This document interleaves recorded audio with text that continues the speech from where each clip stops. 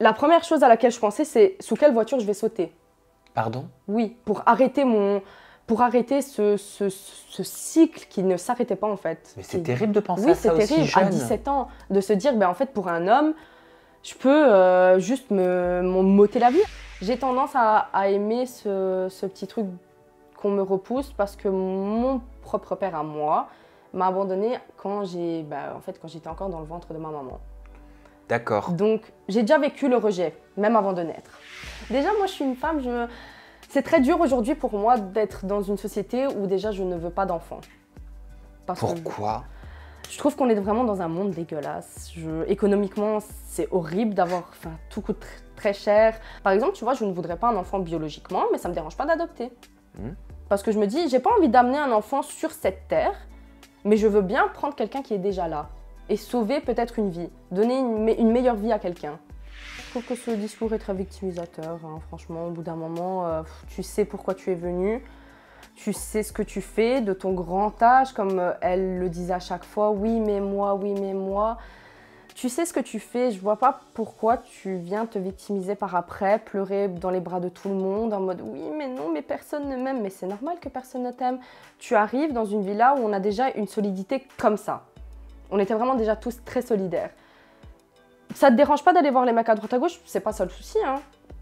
Je m'en fous, genre fais ce que tu veux. Mais ne viens pas te plaindre après que nous on n'apprécie pas le fait que tu viennes dire clairement, bah écoute, comme elle a dit à Rosanna, ah Arthur c'est ton mec, bah c'est pas grave, j'allais voir quand même.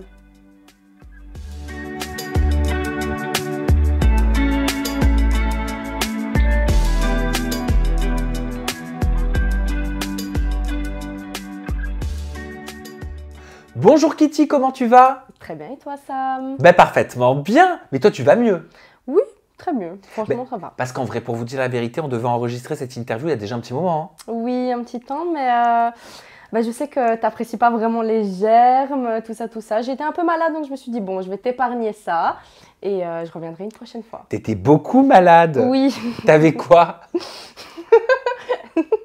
Bon, je vomissais beaucoup par l'avant, par l'arrière un peu. Ah oui, t'avais une bonne gastro, quoi. Oui, voilà, c'était pas super glamour, quoi. Eh ben, t'as bien fait d'annuler. Mais en tout cas, je suis très heureux de te retrouver. On peut enfin faire cette interview, c'est cool. Oui. Merci Kitty d'être là. Kitty, on t'a tous découvert dans la Villa 8 sur TFX. Ta problématique, c'était « Je suis abîmée en amour ». On va pouvoir revenir sur ton histoire de vie. Quelques brides de l'aventure, mais parce que c'était il y a tellement plusieurs semaines maintenant que je te cache pas qu'en vrai, moi, je m'intéresse plus à toi qu'à ce qui s'est passé dans ton aventure. Et je vais commencer avec une photo. Je vais te montrer cette photo. Je vais te filer mon téléphone portable. Voilà. Et tu vas me dire, d'après toi, pourquoi je te montre cette photo. Ok. Donc on rentre direct dedans. Tiens. Je pense que c'est vraiment parce qu'on m'associe beaucoup à Gaël. Oui, donc c'est une photo de Gaël Garcia Diaz, une compatriote belge. Oui, ma chouin préférée. Je pense que vraiment, les gens m'associent énormément à elle parce qu'on a un peu le même ton de voix. On a un peu cet accent belge aussi et très nature peinture. Vraiment très nature peinture. Gaël et moi, je sais que on n'a pas peur de dire les choses non plus et on n'a pas de retenue. C'est un compliment pour toi? Oui, bien sûr que oui. Elle est incroyable, Gaëlle, franchement, vraiment l'amour de ma vie. Je la suis depuis ses débuts sur YouTube et le fait qu'on me compare à elle, pour moi, c'est un réel honneur. Qu'est-ce que tu penses de son évolution à Gaël Garcia Diaz? Très positive, très positive. Je pense qu'elle a su tirer parti un peu de tout ce qu'il y avait de négatif dans les critiques qu'elle recevait, dans le contenu peut-être qu'elle faisait qui était à la fin, je trouve, un peu excessif. Dans les insultes, dans le trash. Et puis elle a su se renouveler, se faire une nouvelle image de cette femme businesswoman, clean girl. On crée une marque de make-up, on crée une marque de cosmétiques. De soins aussi maintenant. De soins, exactement. Donc non, ouais, vraiment pour moi, être associée à elle, c'est incroyable. C'est marrant ce que tu dis, c'est-à-dire elle est assez juste, je trouve, ton analyse. Des critiques qu'elle pouvait recevoir, elle en a fait une force. Elle les a cultivées, elle les a envoyées à la tête de tous à l'antenne. Et c'est pas pour rien, d'ailleurs, moi, il y a un proverbe que j'adore, qui n'a rien à voir avec Gaël Garcia Diaz, mais qui dit que le public, ou en général, ce que dans la vie, on a tendance à te reprocher, cultive-le. Mais cultive-le de façon intelligente. Exactement. Je dis pas juste de vouloir provoquer, cultiver de façon intelligente. Et quelque part, c'est ce qu'elle a fait.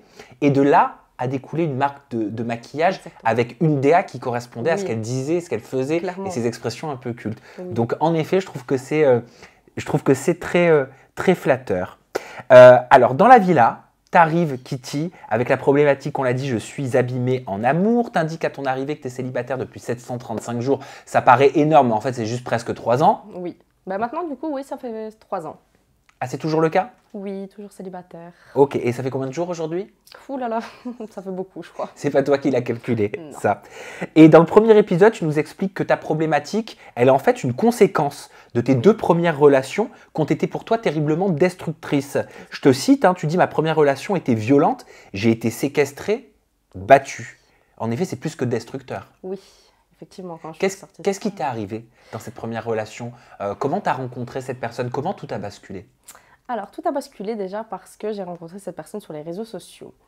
Et cette personne, de base, vraiment, déjà à l'époque, elle était très instable quand il me parlait. Donc déjà, avant qu'on rentre vraiment dans une phase de lune de miel, d'amour, de je te donne tout, il y avait ce truc de je te parle, mais je te parle pas. Je te parle, mais je te parle plus. Donc je reviens, mais je repars. Ce que certaines ou certains appellent des chauds-froids. Voilà, c'est ça. Donc, on a eu ça pendant quelques mois, puis moi j'étais très jeune à l'époque, donc c'était mon premier vrai copain, j'avais 16 ans quand je me suis mis avec lui. Ah oui? Il avait 18 ans, donc on n'avait pas non plus un écart qui était énorme. Donc moi je me suis dit, ok, c'est un garçon plus vieux, ce qu'on se dit toutes, donc plus d'expérience, un peu plus mature. Et donc vraiment on est rentré dans un jeu malsain de je te donne tout, mais en retour, tu dois être là. Donc, ça veut dire que tu dois être là physiquement, tu dois être là personnellement, tu dois donner qu'à moi. Tes copines, tu ne les vois plus, ta famille, tu les évites. Donc, carrément, elle a essayé de mettre la zizanie entre ma maman et moi, alors que ma maman, ça reste ma maman. Mais il voulait quoi? T'isoler? Oui, il voulait clairement m'isoler, il voulait que je sois à lui, que à lui. Donc, tous les jours avec lui, limite habiter avec lui. Enfin, lui, dans ses projets à lui, pour nous deux, c'était qu'on déménage à deux, que j'arrête mes études, que je commence à travailler, que lui, il travaille aussi, et que voilà, comme ça, on fasse un foyer tout à fait pas stable. Pourquoi tout à fait pas stable? Très violent dans les actes, très violent dans les paroles. C'était tout le temps me descendre, sors pas comme ça, t'habilles pas comme ça, t'es habillée comme une pute, tu parles comme une pute. Enfin, tout le temps me rabaisser, tout le temps dire que je vaux rien, que j'arrive pas à l'école, c'est parce que je suis bête et que je dois aller travailler. Ça a commencé rapidement, ça? Ça a commencé au bout de 8 mois.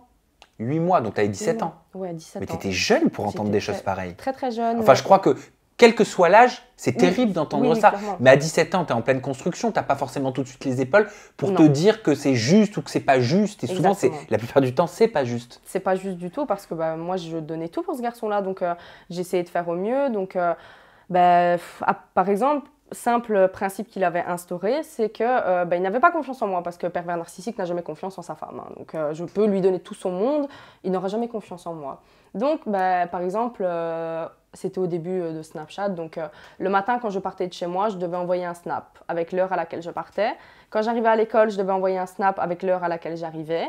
À la récré, je devais envoyer 2 snaps vu que ma récréation durait 20 minutes, je crois, donc tous les 10 minutes. Je ne pouvais pas rester avec telle ou telle personne à l'école. Après l'école, je devais rentrer directement chez moi, pas d'arrêt. Le seul arrêt que je pouvais faire, c'était chez lui. Mais c'est une traque.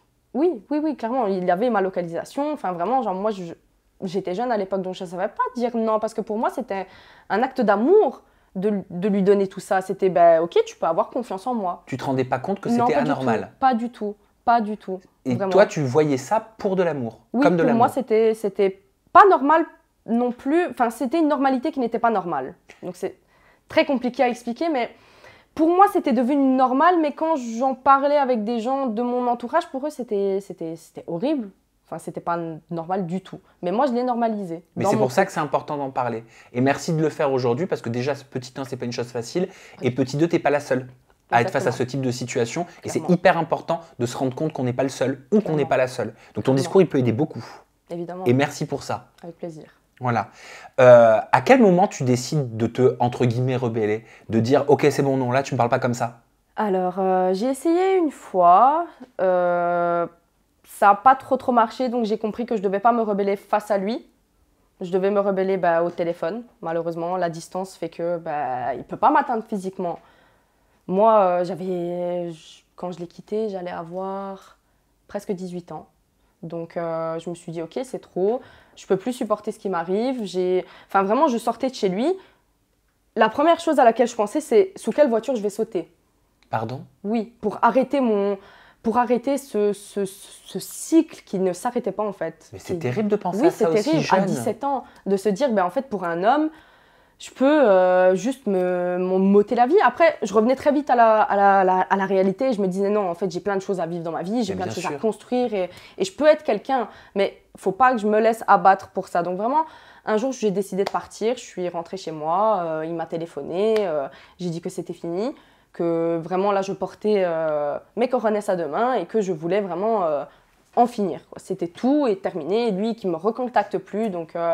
il est venu chez moi, il a réclamé ses affaires, c'est-à-dire les cadeaux qu'il m'avait offerts. Parce qu'évidemment, tu donnes des cadeaux, vu que maintenant je ne suis plus à toi, tu veux les reprendre. Donc j'ai dit ok, j'ai tout donné, vraiment jusqu'au rouge à lèvres, quoi. Vraiment, j'ai tout mis dans le sac, j'ai tout donné, et j'ai dit bon, débarras, j'en veux plus. De là, j'ai changé de numéro de téléphone, j'ai changé tous mes réseaux sociaux, je l'ai bloqué de partout.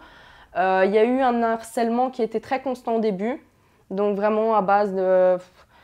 20-30 appels masqués par jour, quoi. Enfin, c'était horrible. J'étais à l'école, je recevais des appels, mes copines, elles avaient des messages. Enfin, mais pour te parler? Oui, pour me dire que j'avais pas le droit de le quitter, que j'étais qu'une sombre pute, que vraiment que personne n'allait vouloir de moi, que... Enfin, vraiment, ce garçon-là a même joué sur le fait qu'il avait des photos intimes de moi. Mais c'est pas possible de faire ça. Enfin, comment tu peux faire ça à quelqu'un que t'as aimé et quelqu'un qui est aussi jeune, surtout, enfin... Quand t'es complètement con. Oui, clairement, parce qu'à ce moment-là, lui, il avait 20 ans, du coup. Moi, j'en avais 18. Donc, t'es censé avoir un minimum de maturité par la suite, enfin, évolue aussi. C'était des photos que t'avais envoyées toi, peu importe, hein, mais que t'avais envoyées toi ou qu'il avait pris lui en non, scred? On avait pris à deux, parce que, c'était sur le moment, c'était dans le cadre du couple. Voilà, c'est tout, c'était dans le cadre du couple, donc voilà. Mais le fait de les garder et d'utiliser ça pour me faire du mal, mais c'est pas acceptable du tout. Mais bien sûr que c'est pas acceptable. Parce que ça veut dire quoi? Que tu es prêt à carrément les afficher, les envoyer à des gens? Ou enfin, tu vas en faire quoi? Mais en gros, quand tu es face à une situation comme ça, voilà. Tu te dis, mais en fait, j'étais en couple avec qui? Voilà, c'est ça. Et même, on se dit, en fait, j'ai pas le choix. Genre vraiment, la réaction normale, ma première réaction, ça a été de me dire qu'en fait, j'avais pas le choix de rester avec lui, que je devais retourner avec lui pour ça. Et puis, je me suis dit, mais en fait, pas du tout.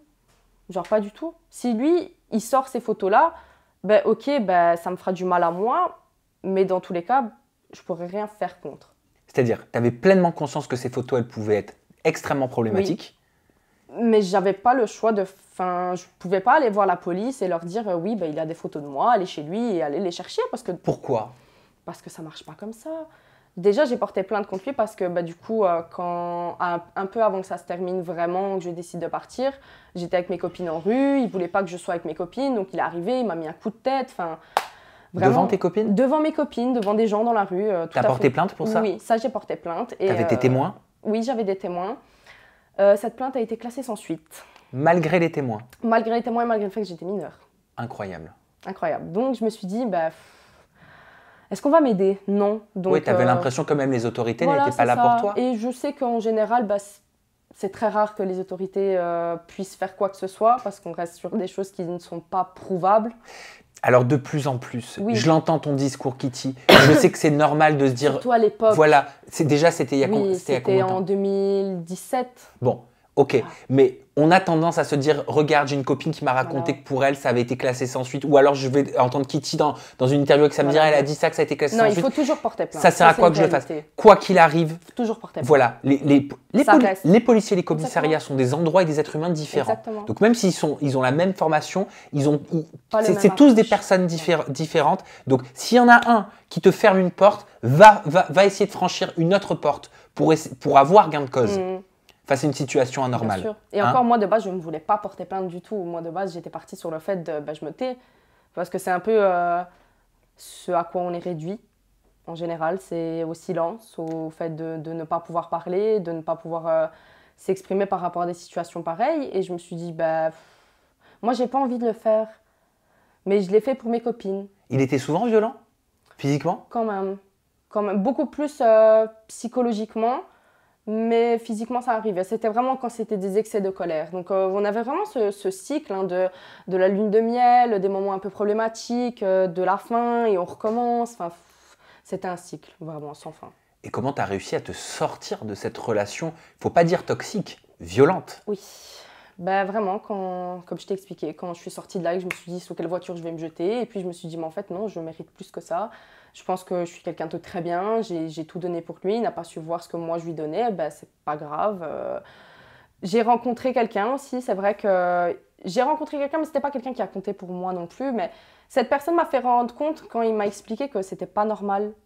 Je me suis rendu compte, je me suis dit, ah ouais, ok, donc j'ai un autre homme qui me dit que c'est pas normal. Donc c'est peut-être que c'est pas normal vraiment.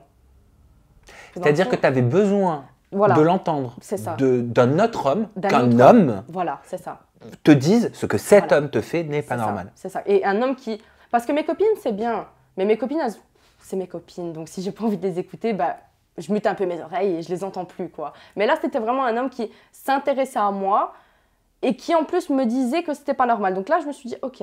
Donc là, on a vraiment un homme qui s'intéresse à moi. C'est pas un homme qui est lambda et qui passe à côté et qui me dit, ouais, non, ta relation, elle est bizarre. Genre, non, c'est vraiment un homme qui me dit, c'est pas normal qu'on te traite comme ça. Et là, j'ai conscientisé et je me suis dit, ouais, non, ok, c'est plus possible. Mais tu as réussi à mettre un point final à cette relation sans qu'il t'empoisonne la vie? Oui. Comment t'as fait? Je sais pas, du jour au lendemain, le trop-plein, j'en voulais plus. Je voyais que ça faisait du mal à ma maman aussi parce qu'elle m'éloignait un peu de ma famille. Ça a été vraiment la conscience de tout, je pense. De me dire que j'étais trop jeune pour vivre ça. J'étais trop jeune pour un homme dont ses projets pour moi, c'est que j'arrête l'école et que j'aille travailler. Bien sûr. C'est trop pour moi d'un homme qui ne m'aime pas réellement et qui veut me façonner de la façon dont lui, il veut sa femme. Donc qu'elle ne sorte pas, qu'elle ne s'habille pas de cette façon, qu'elle ne se maquille pas de cette façon. Moi, j'ai toujours été très, très coquette, très dans le make-up, mes cheveux toujours faits. Mais lui, il m'interdisait un peu d'être qui j'étais. Donc en fait, tu as réussi à rassembler toute ton énergie en toi, et c'est cette énergie positive, créatrice, qui t'a permis de te libérer. C'est ça. De vraiment assembler toutes les pièces du puzzle et de me dire, ok, le puzzle est complet, c'est fini. Genre vraiment, on arrête.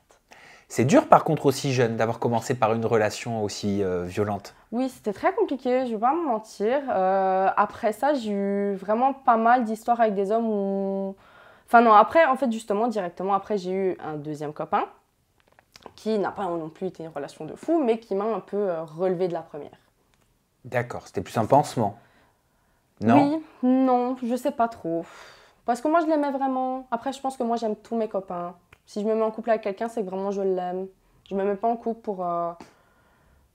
Oui, mais par contre, il y avait quelque chose que tu trouvais bizarre, je sais pas si c'est le mot, mais par exemple, en 2 ans de relation, vous êtes allé une seule fois au restaurant.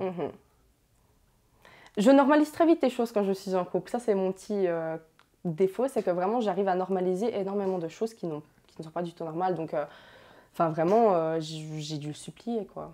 Mais tu lui disais, il y a eu un moment donné où tu lui as dit à ce deuxième copain, oh, bah, pourquoi on ne sort pas ensemble? Pourquoi on ne fait pas des activités ensemble dehors? Pourquoi on ne va pas au resto? Sa réponse a toujours été, j'ai pas de voiture, je n'irai pas à pied. Mais est-ce que toi, tu te posais des questions? Oui. Moi, oui, mais... Est-ce que tu te faisais des films? Est-ce que tu te disais, tiens, peut-être que s'il veut pas, c'est parce qu'il y a quelque chose à cacher? Pas pendant que j'étais avec. Une fois que j'ai quitté, oui. Mais pendant que j'étais avec lui, non, je me posais pas du tout de questions. Pour moi, il n'y avait pas d'histoire de tromperie, il n'y avait pas d'histoire de... Parce qu'il faut savoir que vraiment... même des rapports sexuels, on n'avait plus forcément. Donc c'était vraiment pas récurrent du tout. Voilà, c'était... Bon, donc, après, il n'y a pas de normalité bien sûr que non. Au niveau de la fréquence, mais toi, t'estimais, tu sentais qu'il y avait un truc qui allait pas. Voilà, moi, je sentais qu'il y avait un truc qui n'allait pas, en fait. Enfin, c'était genre tous les combien? 2-3 semaines. Genre, ok, il n'y a pas de récurrence, il n'y a pas de normalité dans un rapport sexuel, je suis tout à fait d'accord avec ça. Mais quand ton partenaire te montre le besoin, enfin l'envie qu'il a, de ce truc, de ce rapport avec toi, de cette intimité, qu'on n'avait pas forcément parce que c'est un garçon qui jouait énormément sur son ordinateur. Donc moi, quand j'allais me coucher, lui, jusqu'à 3-4 heures au matin, il restait sur son ordinateur, il ne dormait pas forcément avec moi. Donc lui, il se réveillait à 14 heures, moi je me réveillais à 10 heures du matin. Il y a un décalage dans l'hygiène de vie aussi. Donc il y avait vraiment toutes ces choses et vraiment ce truc de me dire, en fait, mon copain ne veut pas coucher avec moi. Oui, donc tu te remets en question, tu poses un milliard de questions. Oui, clairement, là, c'est aucune confiance en moi. Genre, peut-être qu'il ne m'a pas détruit vraiment, mais aucune confiance en moi. Vraiment. Tu lui as posé la question, tu lui as demandé? Oui. Il t'a dit quoi? Il m'a dit, c'est pas toi, c'est moi. J'ai dit, mais c'est encore pire. Et pourquoi c'était lui? C'était quoi ses raisons? Encore aujourd'hui, je n'ai pas de réponse à ça. Après, il y a des gens qui ont moins de libido que d'autres. Oui, bien sûr, mais c'est pas grave, c'est normal. Mais alors, explique-moi réellement que tu n'as pas de libido. Voilà. Ne dis pas juste, c'est pas toi, c'est moi. Oui, tu avais besoin de plus de réponses. Voilà, c'est ça. Il y en a qui n'ont même pas de libido. Oui, bien sûr. Il y a des gens qui n'ont pas de besoin sexuel. Ah non, pas du tout. Juste le fait d'être bien avec quelqu'un, de partager des moments. Bien chacun. Sûr. Mais alors, à ce moment-là, je pense que ça nécessite une discussion. Quand pour moi, c'est quelque chose qui est important. Oui. C'est quelque chose qui fait partie d'une vie, qui fait partie intégrante d'une vie de couple. Oui.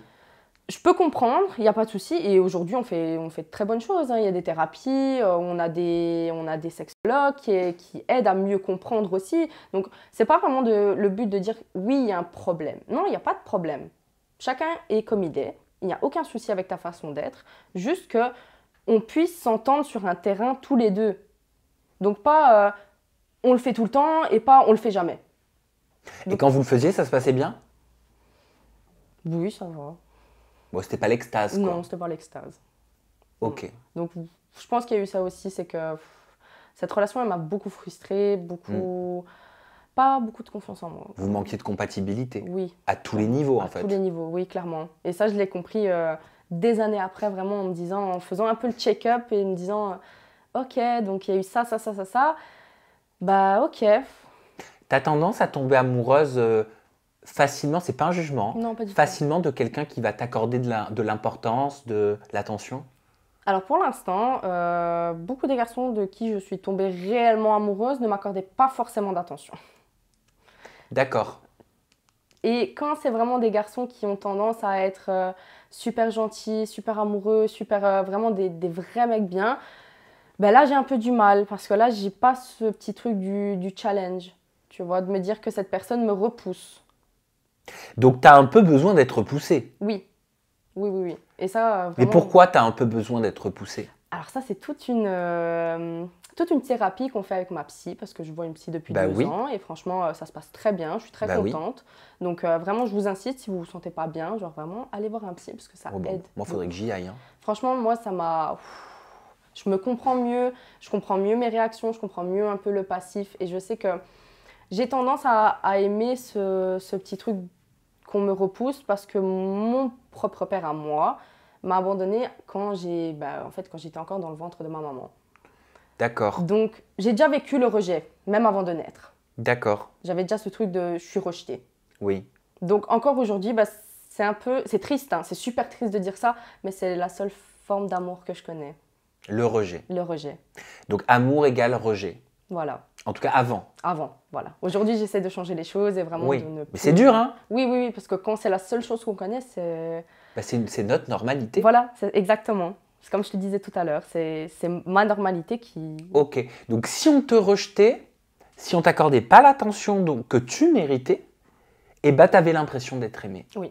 Et donc tu courais après cet amour qui n'existait peut-être pas vraiment. Qui n'existe dans aucun des cas où je suis tombée amoureuse d'une personne. Ok, tu sais que c'est énorme d'en avoir conscience déjà. Oui, et je suis très contente d'en avoir conscience, vraiment. C'est une chance de fou. J'y travaille, je me dis que je comprends mieux le pourquoi du comment. Et on va essayer de changer les choses. Et est-ce que tu arrives maintenant à t'intéresser à des hommes qui t'accordent plus d'importance et plus d'attention? Ou c'est encore un peu difficile? J'arrive. Mais je reste quand même très... Moi, je suis quand même une enfant dans le fond. Donc, ça veut dire qu'un homme va m'accorder un peu d'importance. Il va m'en accorder 2 semaines, 3 semaines. Bon, je suis moins bête qu'avant. Donc, maintenant, je vois les signes. Red flag. Exactement. Mais comme le rouge, c'est ma couleur préférée, voilà. Des fois, j'ai du mal à dire non à ces red flags. Mais je vois l'importance et j'aime bien. Mais des fois, je vois des choses qui ne me plaisent pas et du coup, ça me repousse. quand bien même cette personne, elle va... Par exemple, un bête truc, quelqu'un qui a une hygiène qui est pas ouf, que je vois que la personne n'est pas si propre que ça sur elle. Sa voiture, je vois qu'elle n'est pas très propre non plus. Donc, je déduis automatiquement que la maison où il vit n'est pas propre. Alors que c'est peut-être totalement faux, hein. Mais moi, dans ma tête, je me dis, ok, ça, c'est pas possible. Donc, vraiment, j'ai des petits détails comme ça, à droite, à gauche, qui me repoussent. Et celui que tu as rencontré pendant la diffusion de la Villa, de la Villa 8, tu as fait que tu as rencontré quelqu'un. Oui. Tu as rencontré quelqu'un qui te disait que tu lui faisais honte. Oui. À cause de la Villa. Avant, je l'ai rencontré avant la Villa. Ah, c'était avant. Oui. Ok. Oui, et lui... Attends, comment tu as pu le rencontrer avant la Villa? Parce que avant le tournage? Oui. Mais tu n'étais pas en couple? Non, on n'était pas en couple. Ok. Non, il voulait pas de moi. Pas en couple avec moi. Pourquoi? C'est quelqu'un qui est très attaché à l'image. À l'image, vraiment juste l'image de ce que sa femme pourrait représenter auprès de ses amis, auprès de la société. Moi, je suis une fille, je suis très... je m'en foutiste. Genre vraiment, autant je peux sortir en claquette chignon que je peux sortir très bien habillée. J'assume, je suis une femme en 2023, je fais ce que je veux, je n'ai rien à prouver à personne. Si j'ai envie de coucher avec X ou Y, je couche avec X et Y. Et j'habite dans un petit village, donc ça a tendance à très vite se savoir parce que les gens parlent entre eux. C'est horrible. C'est vraiment horrible d'habiter dans un petit village parce que vraiment les gens parlent pour rien. Vraiment pour rien. Et du coup, pour lui, le fait que j'ai couché avec autant de garçons, ça lui fait honte. Pour lui, c'est une image à tenir. D'accord, mais lui, il a couché avec des filles? Oui, mais lui, il a une image, elle est plus sale que les trottoirs de Paris, quoi. Enfin, genre, vraiment, faut relativiser aussi. Maintenant, je m'en rends compte parce qu'encore une fois, je suis sortie de ce truc. Mais quand j'étais dedans, je ne me rendais pas compte que lui, son image à lui, elle n'était pas... Tu lui disais ça? Lui, ouais. Lui, j'arrivais un peu plus à rationaliser et à me dire, mais en fait, tu te prends pour qui, quoi? Enfin, t'es là, tu me critiques à moi, mais moi, je suis trop belle, je suis trop kiki, je suis trop gentille, j'ai une bête de personnalité. Et toi, t'as quoi? Genre, toi, t'as quoi? Ouais, ok, tu travailles, t'arrives à claquer des 2000, 3000 euros en boîte tous les week-ends, mais ça t'apporte quoi dans la vie? Genre, pourquoi tu veux toujours... En fait, moi, ce que je lui reprochais, c'est vraiment ça, c'est toujours avoir besoin du merci des autres. Toujours avoir besoin de l'accord des autres. Donc de reconnaissance. Oui, c'est ça, c'est toujours les autres. Mais c'est qu'il n'avait pas tant que ça confiance en lui, peut-être. Ah non, lui, pas du tout. Pas du tout, ça c'est une réalité. Aucune estime et aucune confiance en soi. Genre vraiment là, on est dans les deux. Horrible. Et aujourd'hui, donc, personne? Non, personne. Mais maintenant, tu sais ce que tu veux? Je sais ce que je veux, mais... Je me suis rendu compte que en fait, j'étais pas contre à une vie peut-être toute seule. Ah non, tu vas pas me faire le discours de la meuf qui dit je vais vieillir avec mes chats. Si, Sam. Je te jure que si. Déjà, moi, je suis une femme, c'est très dur aujourd'hui pour moi d'être dans une société où déjà je ne veux pas d'enfants. Pourquoi? Je trouve qu'on est vraiment dans un monde dégueulasse. Économiquement, c'est horrible d'avoir... tout coûte très cher. Non, pardon, je refais ma question. Pas pourquoi tu ne veux pas d'enfant. Okay. Pourquoi c'est horrible pour toi de vivre dans un monde où on est une femme quand on ne veut pas d'enfant? C'est ton choix, c'est ton cul, c'est ton corps. Oui, c'est ta vie. Non. Pour les gens, non. Non. Eux, ils sont là. Oui, mais tu sais, quand tu auras 30 ans, tu verras, le temps, ça passe vite. Et puis... Tu sais, un homme, s'il veut un enfant, comment tu vas le garder? S'il veut un enfant et que moi, j'en veux pas, à quel moment on va me forcer à faire un enfant? Mais parce que ces gens projettent leurs propres problèmes existentiels. Évidemment. Et moi, j'en veux pas. Genre, j'ai même pas à justifier le pourquoi du comment en général. Mais non. Malheureusement, si. Et même quand je discute des fois avec des hommes, je leur dis, non, moi je veux pas d'enfants. Ils sont là, si, moi ma femme, elle me fera des enfants. Mais en fait, alors je serai pas ta femme. Hein. Genre vraiment. Mais alors ça, c'est un truc, ça me fait bondir. Oui. J'en entends des discours comme ça qui se libèrent et heureusement, mais c'est un truc de fou. Genre, quand t'es une femme et que tu revendiques ne pas vouloir d'enfant, tu passes pour la meuf égoïste. Clairement. Égoïste de quoi? Ouais, je suis égoïste de vouloir vivre ma propre vie, égoïste de vouloir... peut-être pas changer mon corps, pas accepter autre chose. Enfin, je pense que j'ai assez mes traumas que pour refiler encore des traumas à un enfant. Enfin... Et puis de toute façon, la vie est en perpétuel changement. Oui. C'est-à-dire que ce que tu penses maintenant sera peut-être pas ce que tu penseras dans 5 ans ou dans 10 ans. Mais c'est OK que tu penses comme ça maintenant. Bien et sûr. Si dans 10 ans tu penses encore comme ça, OK. Mais oui, et ça, je vois pas... Il y a quoi de grave avec la tata quitte? La tata chouette, la tata qui va emmener les enfants de toutes mes copines partout, la tata avec qui on ne voudra pas laisser ses enfants parce qu'elle fera que des conneries avec eux. Enfin, vraiment, genre, je vois pas le problème là-dedans. Qu'est-ce que c'est horrible ce truc là, les gens qui te disent « Oh, tu sais, la roue tourne, hein, oui, l'horloge tourne !» biologique, hein. Quelle horloge biologique? Quelle horloge biologique à la bonne heure. Si j'ai envie de faire congeler mes ovules et ne jamais les utiliser, qui va me dire non? Qui va me dire quoi? Personne. Donc, vraiment, il y a un tas d'alternatives au fait d'avoir un enfant. On peut adopter aussi. Enfin, moi, par exemple, tu vois, je ne voudrais pas un enfant biologiquement, mais ça ne me dérange pas d'adopter. Parce que je me dis, j'ai pas envie d'amener un enfant sur cette terre, mais je veux bien prendre quelqu'un qui est déjà là et sauver peut-être une vie, donner une meilleure vie à quelqu'un. Juste ce concept-là, les gens ont vraiment du mal à le comprendre. Et oui, ce qui ne va pas dans le sens du plus grand nombre, c'est souvent compris comme de l'anarchie. Exactement. Au départ. Voilà. On parle un petit peu de la villa. Ok. On va commencer avec Solène, tiens. Je savais bien. Avec ta copine Solène, regarde. C'est vrai qu'à un moment donné, alors que y a un départ en soirée tentation, Kitty dit elle s'isole avec tous les mecs en fait. Il y a Jeanne de son côté qui dit c'est abusé quand même. Nous, dans cette maison, toutes les filles, on a une entente de malade. Et la Solène, elle débarque, elle va voir chaque mec un par un, elle minaude. Solène rentre chez toi et ne nous prend pas la tête. Tout ça, c'est des choses qui t'étaient dites en face? Non, non, non. Beaucoup de choses sont dites en ITV et pas frontalement, bien sûr. C'est beaucoup plus facile de parler derrière une caméra, quand tu es seule, dans une salle avec un fond vert. Donc non, non, non. Beaucoup de choses n'ont pas été dites. J'ai découvert également beaucoup de choses en regardant la diffusion. Qu'est-ce que tu as découvert, par exemple? La violence de ce type de propos, par exemple. C'est violent? Ça l'est parce que je l'ai vécu aussi. C'est violent d'être mise à l'écart, ouais. Okay.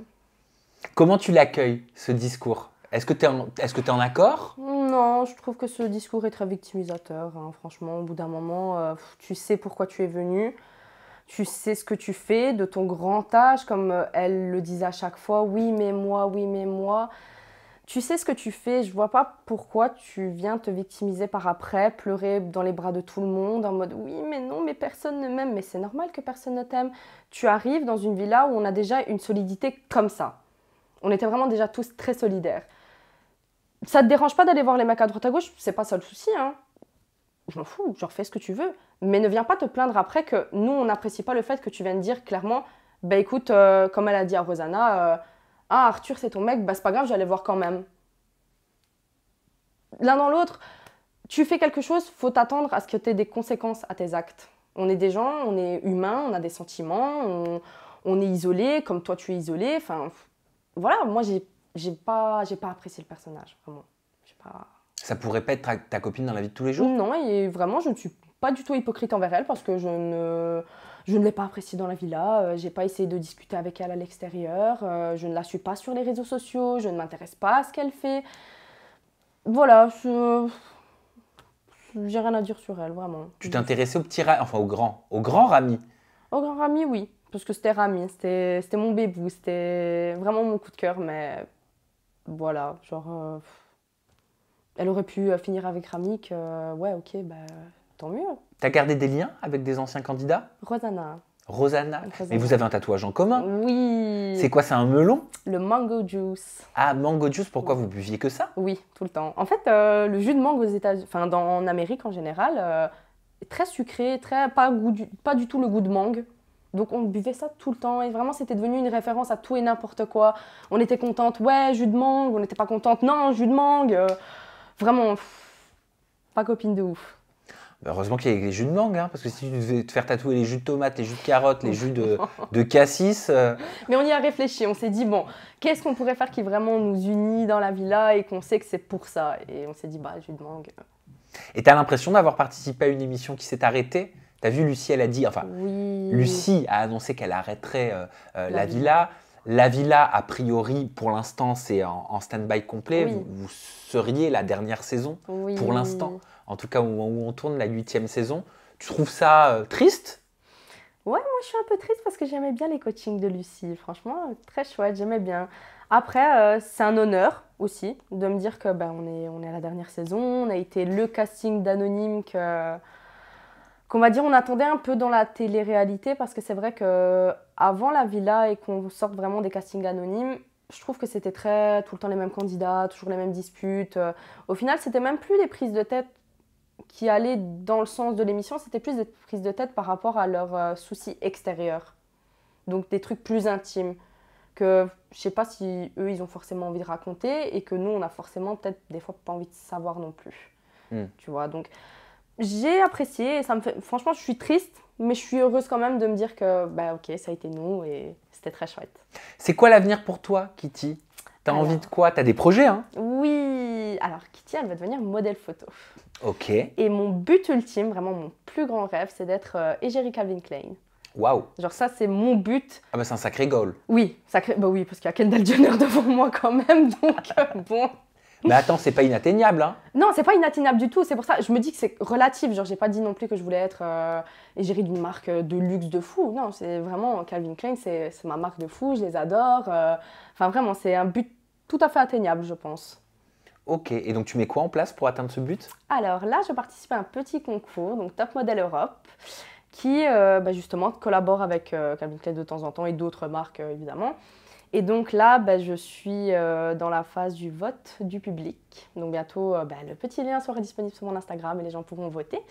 Et du coup, demi-finale, petite formation mannequinat modèle photo, et puis la finale, et on verra si je gagne ou pas.